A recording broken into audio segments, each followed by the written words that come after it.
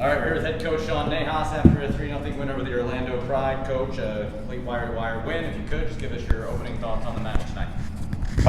Yeah, I mean a good result for the players and the team, and it's been a heavy couple of weeks, a month really, a lot of travel, and you could see it starting to wear on us before we made the changes. But to get 3 points after a Wednesday game when Orlando didn't play a Wednesday game, go figure. Welcome to NWSL scheduling. But yeah, I think the effort of the players. I told them, look, this is a lot of people doubted a lot of things that we were doing at the beginning of the year, and for them to be in the situation they are right now, I mean, I love this group of players. They work so hard for each other. They work so hard for us as a staff. We demand them, and for them to get 3 points on the back end of so many games, it's pretty cool to see. Victoria, you want to start questions? Sure. First game back at home, how was it, the message to the players to kind of help control those nerves and not have them get a little over-anxious and a little overextended? Yeah, a couple of weeks ago I talked to them, or when we were in Chicago, I talked to them about planting a seed.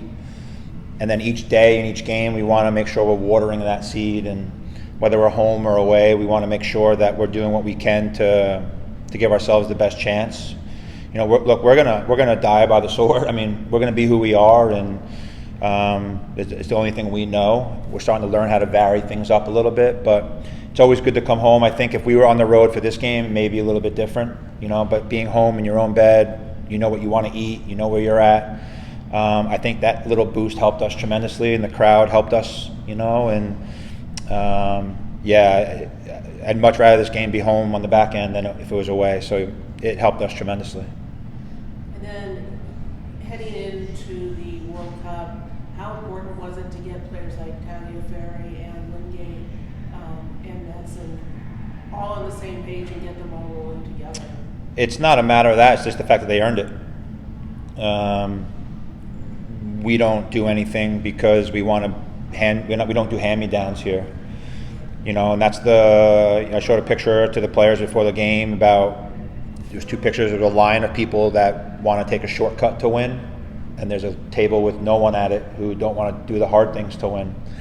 And that's what we want to embody here. Is we want people at that table, not the long one where people want to do shortcuts. And I think for us, they get time based on what they deserve. I'm sure some people are disappointed in not playing tonight, but there's going to be opportunities for them to get in the next couple of weeks, in the next month or so. But yeah, we didn't really discuss that. It's just they earned it, and they'll get a chance. And everyone wants to play, but you need to deserve to play. Want is not a vocabulary word that I use with them. They have to deserve it, and they did, as do all of our players, really. But Coach, I thought Tess looked really good today, especially kind of connecting with Cameron and Millie. Just what did you see from her today? Yeah, to be honest, I thought Tess was a little bit off. I think she was. And I say that because the pockets she was finding were a little bit disconnected, the timing of the drops, and she's still getting back into the flow. And I think they did a good job of keeping those gaps and passing channels pretty tight. So when the ball found Frankie, she was so far away, and when the ball found Tess, Frankie was so far away. So we talked about a little bit of an adjustment with that, but Tess has a quality that she played. It's a really disciplined role and specific role, but yeah, she's going to be a big piece of what we do, and she just has to get back into the swing of things and the timing of it, which is sometimes the hardest thing. It seems like Meredith Smith was able to have a good impact when she came off the bench. What do you think about her performance? Seems like she scored a goal. No, look, we told Mary, we put her at the 6 first, and then we could see where they were inviting us to force into a pocket to press. So then I switched it back again. I switched Rumi back in just because of Rumi's calmness on the ball. Not that Mary can't, but I also felt that if we put Mary higher, the run from deep would have been what exposed them, and that's how we scored. So it's a great ball by Liv and behind, and we've been talking with the players a lot about that. So I'm glad that I went with my gut on that one. But Mary's a wonderful leader. Mary's so critical for what we do. I love the kid. Absolutely love the kid. She bleeds courage, and yeah, and she's one that will do her part when she does her part. And I'll say this, I don't know if anyone's going to ask about her, but I just told the group in the huddle, these are the types of players we have. Haley Hopkins, who wasn't rostered for a long time, went in for 8 minutes tonight, roughly, and won 3 set-piece headers in a row to help us keep a clean sheet. That's what we're made of. That's who we are. Whereas a lot of people would say, I want to go, I want to do this, I need to play, I want to play. And I promised her, you keep having an impact, you're going to get time. And I was thrilled for her tonight just to go in and do what she did to help us keep a clean sheet, which is at this level really difficult to do because everyone wants to play. So, yeah, the group is just it's a tremendous group. Coach, I kind of snippet of what you said out on the field about Carolyn. I think you said that she's untouchable right now. Just what do you think of her both today and kind of in the last little span? Yeah, look, I'll be honest. I've been really hard on Kara. It's not easy for her being away from home, and World Cup coming up, and a lot of pressure on her to be Kara. We don't put pressure on her here, but we hold her accountable, and she has to do the same thing we ask of everybody else. And we went through a little bit of a hard time, and not because of anything discipline, but we just felt that she had more to her than she thought, and she is untouchable right now. She's a different class. She's a wonderful person. She works her tail off. You see she works on both sides of the ball, and she's playing with a smile on her face. And that's what Brazilians want. They want to be able to play and enjoy the game. And she's a special talent, but she's even more of a special person.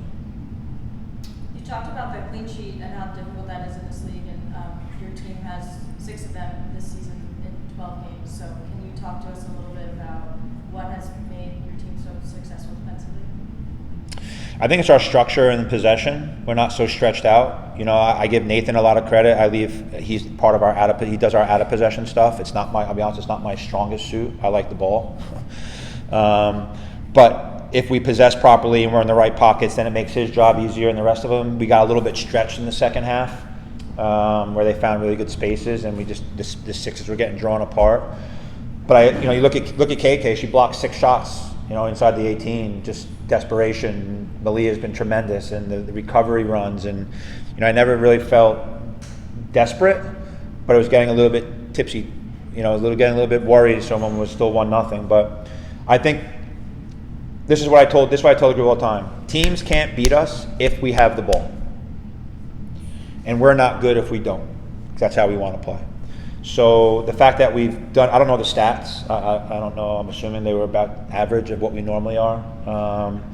But our in possession structure is what we start with, and then we tweak it however we need to. Yeah. And anything online?